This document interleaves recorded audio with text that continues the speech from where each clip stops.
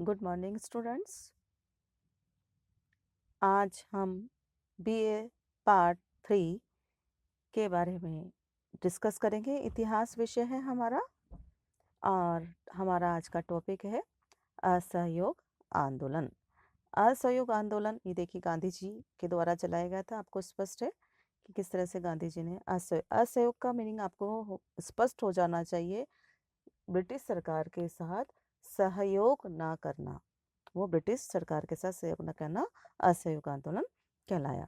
तो गांधी जी के नेतृत्व में चलाया गया ये प्रथम जन आंदोलन था। गांधी जी ने चलाया था इसको। शहरी क्षेत्रों में मध्यम वर्ग और ग्रामीण क्षेत्रों में किसानों और आदिवासियों का इसको व्यापक समर्थन मिला। जैसा कि मैंने बताया, इसके संस्थापक कौन थे? महात्मा गांधी। और इसकी जो तारीख थी वो है 1 अगस्त 1920। ठीक है। 13 अप्रैल 1919 को जलियांवाला बाग हत्याकांड, ये नाम भी सुन रखा होगा आपने, जलियांवाला बाग हत्याकांड। तो 13 अप्रैल 1919 को जलियांवाला बाग हत्याकांड हुआ था और जनरल डायर ने रॉलेट एक्ट के विरोध में जलियांवाला बाग में एकत्रित हजारों लोगों पर गोलियां चलाई, जिनमें सैकड़ों लोग मारे गए। इसका क्या उद्देश्य था इस आंदोलन का? अंग्रेजी सरकार के साथ सहयोग न करके कार्यवाही में बाधा उपस्थित करना था। इसी तरह से रॉलेट एक्ट भी था। इसके अनुसार किसी भी व्यक्ति पर संदेह मात्र पर उसे बंदी बनाया जा सकता था। आपके पास कई बार क्वेश्चन आ जाता है रॉलेट एक्ट क्या था। तो इसके अनुसार किसी भी व्यक्ति पर संदेह मात्र होने पर उसे बंदी बनाया जा सकता था। बिना मुकदमा चलाए उसे चाहे जितने समय तक जेल में रखा जा सकता था अथवा गुप्त रूप से मुकदमा चलाकर उसे दंडित किया जा सकता था। तो ये था रॉलेट एक्ट। जलियांवाला बाग के बारे में मैंने आपको बताया था कि जलियांवाला बाग में किस तरह से जनरल डायर ने बिना किसी चेतावनी के गोलियां चला दी और तब तक गोलियां चलाता रहा जब तक कि उसका गोला बारूद समाप्त नहीं हो गया। अब असहयोग आंदोलन चलाया गया गांधी जी के द्वारा। तो इसके क्या क्या कार्यक्रम थे? इसके असहयोग आंदोलन में सरकारी उपाधियों व अवैतनिक पदों को छोड़ दिया गया। सरकारी स्वागत समारोह और अधिकारियों द्वारा उसके सम्मान में की जाने वाली सरकारी व अर्ध सरकारी उत्सव में वह भाग ना ले सके। सरकारी और सरकारी मान्यता प्राप्त स्कूल व कॉलेजों का बहिष्कार किया जाए तथा भारतीय छात्रों को शिक्षा देने के लिए राष्ट्रीय विद्यापीठों की स्थापना की जाए।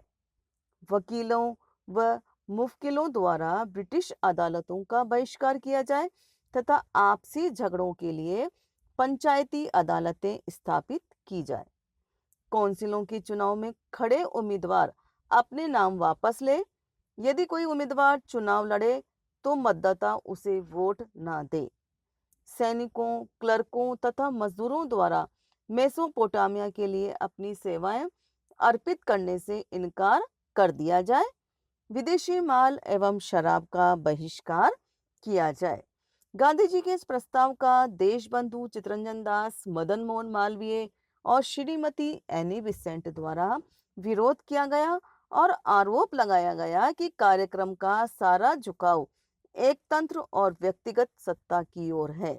लेकिन महात्मा गांधी ने मोतीलाल नेहरू और अली बंधुओं के समर्थन से प्रस्ताव वापस पास करवा लिया और महात्मा गांधी तथा अली बंधुओं ने सारे देश का दौरा करके असहयोग आंदोलन का वातावरण तैयार किया। अधिकांश प्रतिनिधियों ने प्रस्ताव का समर्थन किया। दिसंबर 1920 में कांग्रेस का वार्षिक अधिवेशन नागपुर में हुआ, जिसमें असहयोग के प्रस्ताव की पुष्टि कर दी गई और असहयोग कार्यक्रम में 3 बातें जोड़ दी गई। वह 3 बातें देखिए कौन कौन सी हैं।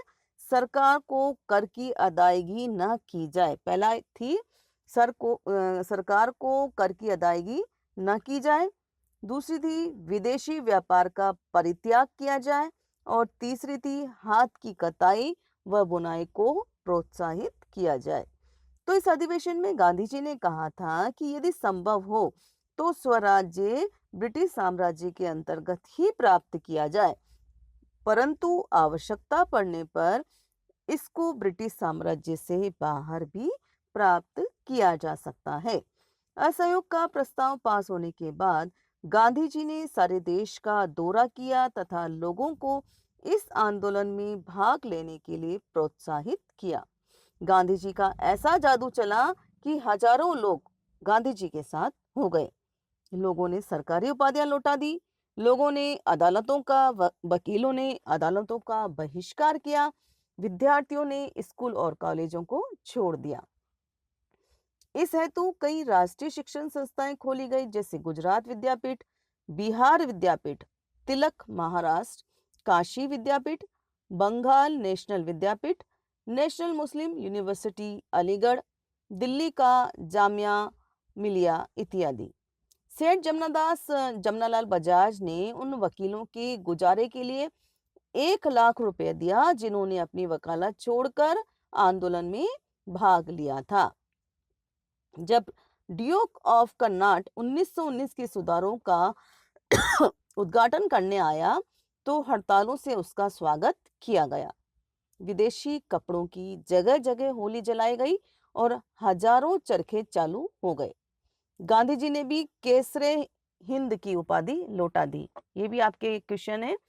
गांधी जी ने केसरे हिंद की उपाधि किस आंदोलन के दौरान लौटाई? तो आपका आंसर आएगा असहयोग आंदोलन के दौरान। 17 नवंबर 1921 को प्रिंस ऑफ वेल्स बॉम्बे आए और कुछ लोगों ने उनका स्वागत करना चाहा। तब क्या हुआ कि वहां झगड़ा हो गया और हिंसात्मक साधनों का भी प्रयोग किया गया, जिसकी गांधी जी ने निंदा की। दिसंबर 1921 में अहमदाबाद के वार्षिक अधिवेशन में आंदोलन को तेज करने का निर्णय लिया गया और इस संबंध में सारे अधिकार गांधी जी को सौंप दिए गए। फरवरी 1922 में महात्मा गांधी ने वायसराय लॉर्ड रीडिंग को, उस समय का जो वायसराय था उसका नाम था लॉर्ड रीडिंग, उसको एक पत्र लिखा और कहा कि 1 सप्ताह में सरकार ने अपना रवैया न बदला तो कर न देने का आंदोलन चलाया जाएगा। किंतु 5 फरवरी 1922 को, देखिए इस पर आप ध्यान दीजिए, 5 फरवरी 1922 को गोरखपुर जिले में चोरा चोरी नामक स्थान पर पुलिस ने अहिंसात्मक आंदोलनकारियों पर गोली चला दी। जब उनकी गोलियां समाप्त हो गई तब वे भागकर थाने में छिप गए। फिर क्या हुआ? भीड़ ने थाने को आग लगा दी। अब इसमें एक इंस्पेक्टर और 21 पुलिस के सिपाही और उसका भवन सब जलकर खाक हो गए। चूंकि गांधी जी क्या थे, हिंसा के पक्ष में नहीं थे, अतः गांधी जी ने तुरंत आंदोलन स्थगित कर दिया की घोषणा कर दी। तो इससे क्या, अचानक जब आंदोलन स्थगित होने के कारण अनेक नेताओं ने गांधी जी की आलोचना की और कुछ समय के लिए गांधी जी अलोकप्रिय भी हो गए। अब क्या हुआ? स्थिति का लाभ उठाकर अंग्रेजी सरकार ने क्या करा, 10 मार्च 1922 को गांधी जी को गिरफ्तार कर लिया और उन्हें राजद्रोह फैलाने के अपराध में 6 वर्ष की कैद दी। किंतु 3 फरवरी 1924 को बीमारी की वजह से उन्हें छोड़ दिया गया। तो ये थे उस असहयोग आंदोलन कार्यक्रम और उसके सारे हमने किस तरह से आंदोलन आगे बढ़ा और किस तरह से ये आंदोलन बंद कर दिया गया, ये सारी बातें हमने इसमें सुनी।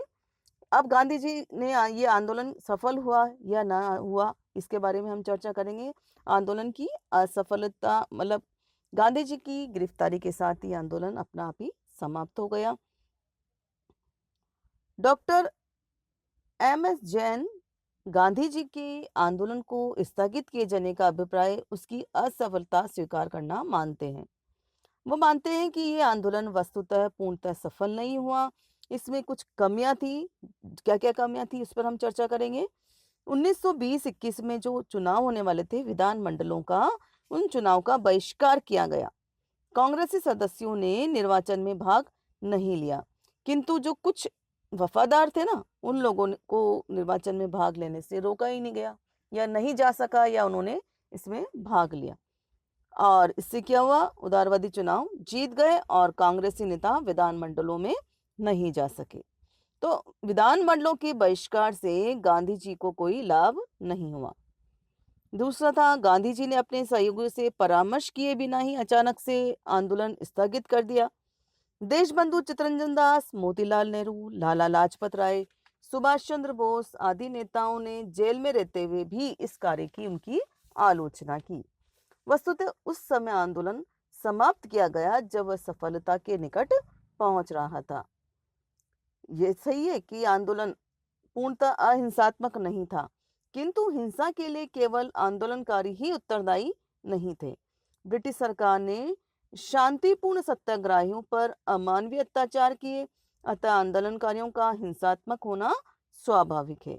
यदि आंदोलन कुछ दिन और चलता तो हो सकता था सरकार को समझौता करने के लिए विवश होना पड़ता, किंतु चरमोत्कर्ष पर आंदोलन समाप्त हो जा गया, जिससे कुछ भी प्राप्त नहीं हो सका। इसी तरह से गांधी जी ने अंग्रेजी सरकार के विरुद्ध मुसलमानों का सहयोग प्राप्त करने के लिए खिलाफत का प्रश्न भी अपना प्रश्न बना लिया। खिलाफत का प्रश्न मुसलमानों का धार्मिक प्रश्न था और यह प्रश्न ऐसा था जिसमें स्वयं तुर्की के मुसलमान रुचि नहीं रखते थे। राष्ट्रीय आंदोलन में धार्मिक प्रश्नों को गौण माना जाता है, क्योंकि धार्मिक प्रवृत्तियां राष्ट्रीय आंदोलन को संकीर्णता की ओर ले जाकर सदैव राष्ट्रीय आंदोलन को क्षति पहुंचाती हैं। मुसलमानों ने आंदोलन के अहिंसात्मक स्वरूप को समझा ही नहीं और अचानक आंदोलन समाप्त करने पर मुसलमानों ने यह प्रचार करना प्रारंभ कर दिया कि गांधी जी ने अपने स्वार्थों के लिए मुसलमानों को बेवकूफ बनाया है। इससे क्या हुआ, देश में उत्तेजना फैल गई और दंगे प्रारंभ हो गए। अंग्रेजी सरकार का दमन चक्र इतना तेज था कि उसके द्वारा दी जाने वाली जो अमानवीय यातनाएं हैं उनको भी सहन करना कठिन हो रहा था। अतः तीव्र दमन चक्र के घेरे में आंदोलन का गतिशील रहना असंभव था। इसका महत्व देखते हैं क्या था। यद्यपि असहयोग आंदोलन असफल रहा, किंतु आंदोलन को निष्फल कहना अनुचित होगा। भारत में राष्ट्रीय आंदोलन के इतिहास में इसका असाधारण महत्व है। क्या क्या सफलताएं रही। इस आंदोलन ने राष्ट्रीय आंदोलन को नया मोड़ प्रदान किया, लोगों में राजनीतिक जागरूकता उत्पन्न हुई और स्वराज्य की मांग प्रबल हुई। दूसरा, प्रथम बार कांग्रेस ने सविनय प्रार्थना पत्र भेजने की नीति का परित्याग कर ब्रिटिश सरकार से सीधी टक्कर ली। अतः प्रत्येक व्यक्ति में राष्ट्रीय आंदोलन में सहयोग देने और देश के प्रति बलिदान की भावना जागृत हुई। इससे पूर्व कांग्रेस का आंदोलन केवल शिक्षित वर्ग तक सीमित था, किंतु अब कांग्रेस का आंदोलन आम जनता में प्रवेश कर गया। अब इससे पूर्व क्या होता था, जनता सरकार की आलोचना करने से डरती थी, किंतु अब जनता निर्भीक हो गई। अब जेल जाना देशभक्ति का चिन्ह माना जाने लगा। स्वराज्य शब्द बच्चे के जुबान जुबान पर आ गया। महात्मा गांधी ने स्वराज्य प्राप्ति के लिए अहिंसात्मक सत्याग्रह का जो हथियार हाथ में लिया, उसका अंग्रेजी सरकार के पास कोई उत्तर नहीं था। शांत सत्याग्रह पर गोलियां चलाना या लाठियां बरसाना घृणित समझा जाने लगा। इससे सरकार के विरुद्ध जनमत प्रबल हो गया। वस्तुतः अहिंसात्मक सत्याग्रह के हथियार ने सरकार के दमन चक्र को कुंठित किया। अतः भविष्य में होने वाली राष्ट्रीय आंदोलन के लिए हथियार महत्वपूर्ण सिद्ध हुए। यह हथियार कौन सा? अहिंसात्मक सत्याग्रह। अच्छा, आंदोलन के दौरान कांग्रेस ने अनेक रचनात्मक कार्य किए।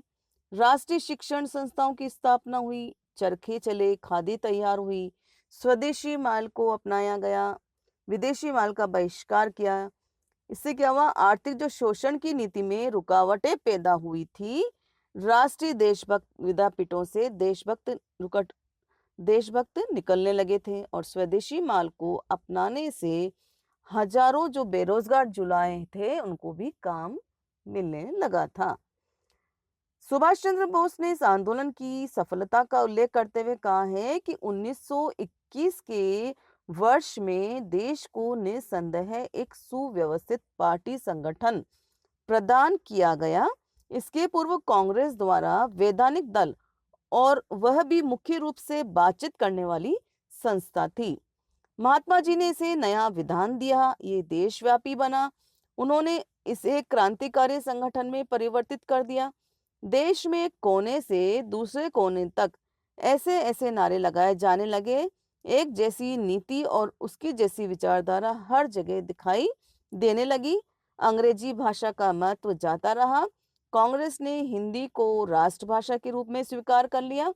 खादी सभी कांग्रेसियों की नियमित पोशाक बन गई। तो ये था आपका असहयोग आंदोलन। धन्यवाद।